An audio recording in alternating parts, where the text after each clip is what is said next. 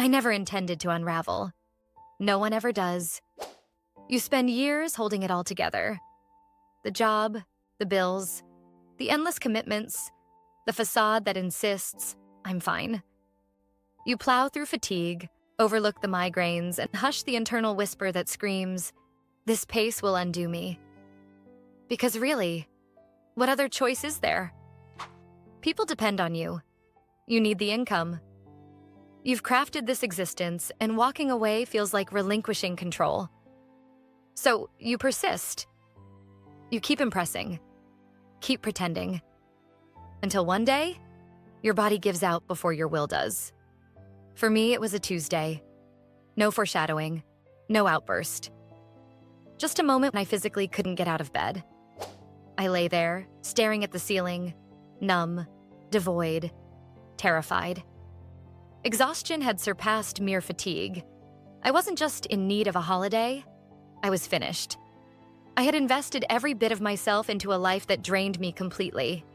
There I was, burnt out, financially strapped, utterly shattered.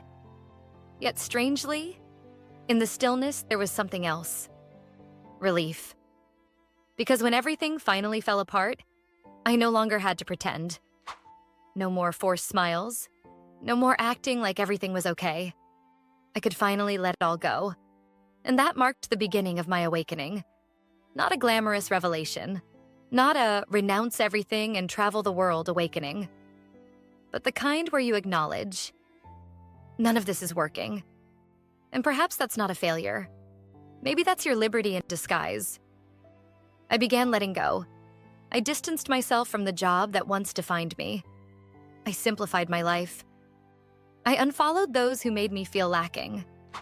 I quit justifying my choices.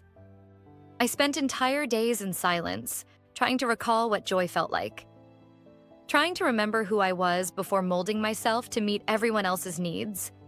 And for the first time in years, I truly rested. Not because I earned it. Not because I completed a checklist. But because my spirit needed it to endure. I began asking new questions. How can I achieve more? What do I want my life to embody? What happens if I prioritize peace over pressure? I had no master plan, no 5-year agenda, just an instinct that I couldn't return to my former self. So I took small steps. I walked more. I wrote again. I took deep breaths. I allowed myself to cry, without needing a reason. It wasn't simple. There were times I doubted everything. Nights spent worrying about my financial instability. Days of questioning whether I'd made a colossal mistake. But gradually, the haze started to clear. I stopped waking up with anxiety. I found laughter again. I began saying no without guilt. I started rediscovering myself. Not a brand. Not a CV. Not someone sculpted for applause. Just me. Whole, raw, and alive.